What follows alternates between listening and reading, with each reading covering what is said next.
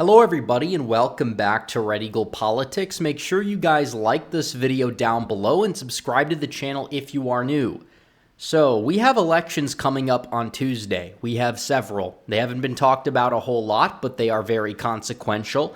We have a Pennsylvania Supreme Court race coming up. The Virginia state legislature is up for grabs. And on top of that, you have the Mississippi gubernatorial race, and there's other races across the country as well. There's some, state legislative races in New Jersey, among other things. But the number one contested statewide race would be the Kentucky governor's election, because you have a Democrat who is currently the governor of Kentucky. And the reason why is because you could go back to 2019 and you could look at that race there. You had a very unpopular Republican incumbent named Matt Bevin, and Andy Beshear, his father, was the governor of Kentucky before him, and he was actually more moderate. Beshear is a liberal, make no mistake about it, even though he LARPs as a fake moderate. He's kind of like a lame duck in a way regardless. There's not really a lot that he's capable of doing because of how Republicans control the state legislature, but it's still embarrassing that they'd allow this guy to serve as this figurehead, and he's potentially going to use that to his 2028 presidential bid if it does happen. But he coasted by because Bevin was unpopular, because of the third-party vote share, and because of the fact that his last name plays well in Kentucky to a rare Democrat victory in the state. However, it's 2023, and even though it seemed like Beshear would be relatively easy to take down, so far it has not entirely been the case. Daniel Cameron is the Republican nominee, and he's probably the strongest candidate they could put up on paper. But overall, the Republicans in Kentucky haven't really been running the most inspiring campaign. And in an off-year election, they're going to need that to win. Because if this election was taking place next year with Trump on the ticket, Beshear would basically be DOA. We know that, but that's not exactly the current case, because Beshear has a high approval rating. It should not be that high. There's plenty of subject matter to attack the guy on. He is very liberal, way too liberal for Kentucky. And on top of that, Kentucky just needs leadership that can get things done, not just people that are going to stand in the way per se and eventually cave over to certain things. They need actual leadership. And I think you get that with Cameron, because you're actually going to get a Republican governor where you can more easily pass through Republican legislation. But still, the campaign that's been run by the Cameron campaign and just Republicans in general, like I said, it's been relatively uninspiring, and a lot of these people say that this is going to be a lean Democrat, tilt Democrat race, and for a while the polling was showing it being even wider than that in the state of Kentucky, although it does seem as if ever since voting, actual early votings, kicked off a little bit, and you see more recent polling, that this is really tightening. It's going to be closer than a lot of people originally thought, because Emerson released a poll at the start of October, showed Beshear near 50%, but Cameron was down at 33%. I think that was an outlier then. I think it's an outlier now. And they released a poll today that came out that has this race as a virtual tie. In fact, when they pushed people who were undecided, Cameron actually leads very narrowly in the state. And we know Emerson was incorrect in some races in 2022. They were accurate more so than most in 2016, 2018, 2020. I'd say overall they're a decent pollster, but we do live in a new era of elections, and it really just comes down to the early vote. And I have noticed this pattern persist, that the polls that are taking place right before early voting started, even in 2022, tended to end up being pretty accurate, and maybe that's why the polls are either tightening or whatever. But either way, there is evidence to show that this is going to be a close race, and that if Republicans get lucky the way they did in Louisiana, it's a potential upset. I'm not saying it's guaranteed or it's above 50% chance of happening. I'm not releasing my final prediction until Monday, but nevertheless, just taking a clear look at what's going on here, there was 1 day of full early voting. You can go vote, no excuse. And I encourage Republicans to get out and vote in Kentucky early so that the party apparatus doesn't waste time and energy trying to find them at the 11th hour to get them to vote on election day so they can go find more and more voters. And higher turnout in Kentucky would benefit Republicans. You look at 2019, I mean, you look at the full metrics and the votes that Beshear ended up getting. He got 709,000 votes in the state of Kentucky. If you want to look at 2016 in Kentucky, you see that he didn't really outperform Hillary Clinton in Kentucky, and he actually underperformed Joe Biden in Kentucky. So either way, if it was a presidential election, a lot of the voters that didn't vote, if they turned out, you would see Republicans get a boost. I'm not saying that every single voter that votes for Donald Trump's going to vote for Dan Cameron, but you look at the lion's share of them, they will. And that's really what it comes down to. So this poll is positive news, and we're going to get to the early voting and what it means. But first, I have to tell you guys about our good friends over at My Patriot Supply. I know it's been a while, but they're still around, and the unthinkable's happening. No more surprises. It's all out in the open. Our so-called trusted institutions tell you not to worry and that everything is fine, but you know better. You won't allow yourself to be blindsided again. Join the folks investing in emergency food storage. You can trust My Patriot Supply, the nation's largest emergency preparedness company.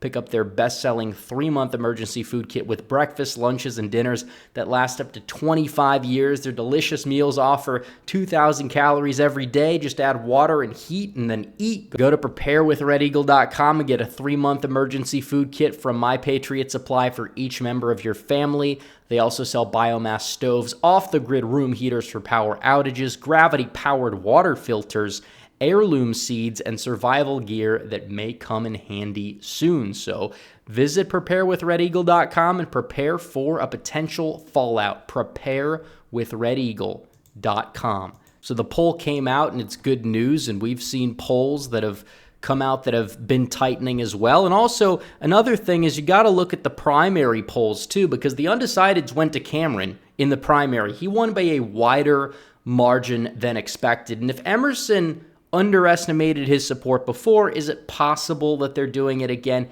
It's possible. I'm not saying it's guaranteed, but we've seen that happen in primaries before, even back in 2022 compared to the general election polling. But we have early vote data already that I think is important that we do break down and get to, because it shows Republicans and Democrats are neck and neck. Now, keep in mind, Kentucky has a lot of ancestral Democrats. I don't think Republicans even had a plurality of registrations in the state of Kentucky until not even a decade ago.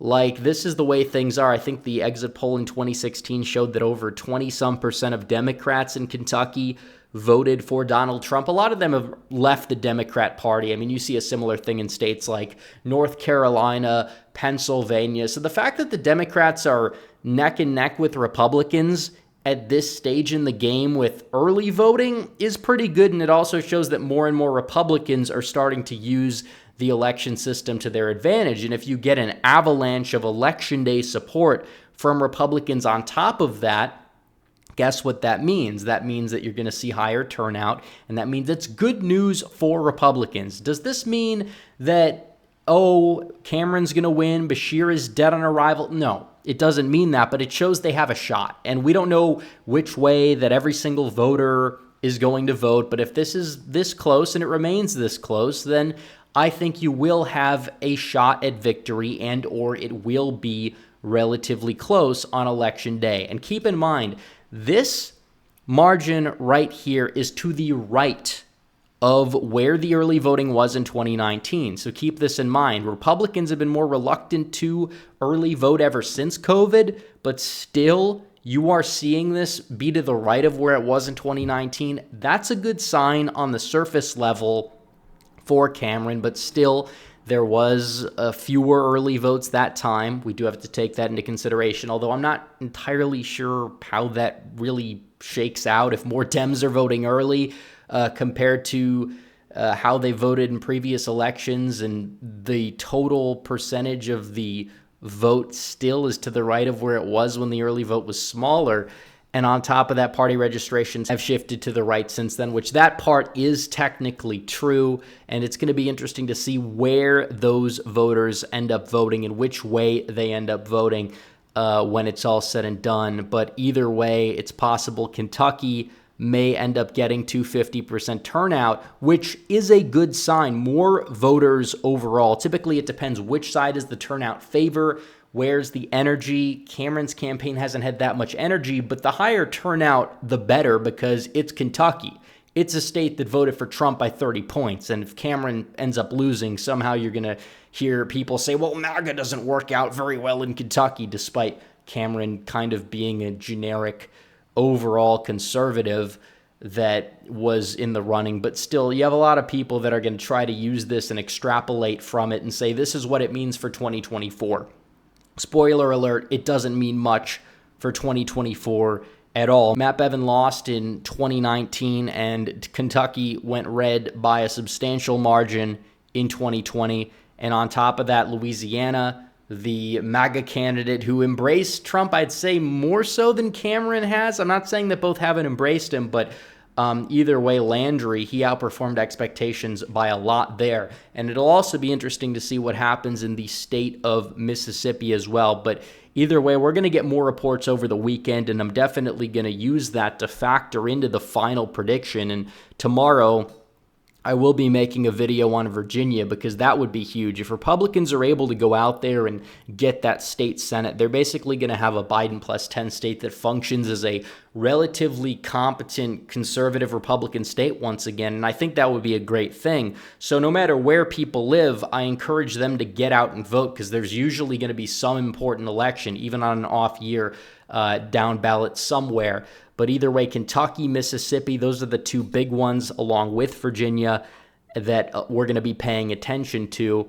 But either way, Kentucky, I wrote it off. I'm not saying it's, guaranteed to happen as of right now, but Cameron is surging by definition. He's doing better in the polls. His ground game appears to be doing better than originally anticipated. Is it going to be enough to get him the victory? It's like I said, it's difficult. You look at incumbent governors. They did very well no matter what side they were on in 2022. And even if you go back to some wave years like 2010, for example, where you look at incumbent governors that were running, Republicans flipped a bunch of governors from blue to red. Only 2 of those were in incumbent states. They failed miserably in a state like Arkansas where you had a Democrat incumbent there, but they were only able to win 2, and one was with a former governor going up against an unpopular incumbent, and one was with a relatively well-known politician going up against a relatively unpopular incumbent, and both were red trending states too. So I'm not sitting back here and making excuses. Cameron should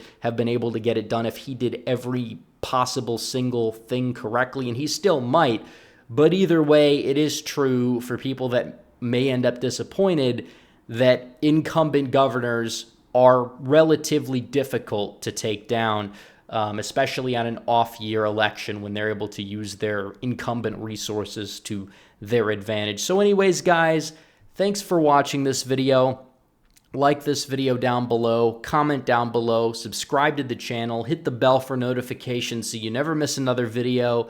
Follow me on social media. The links are all in the description down below, and I'll see you guys in the next one. Red Eagle, out.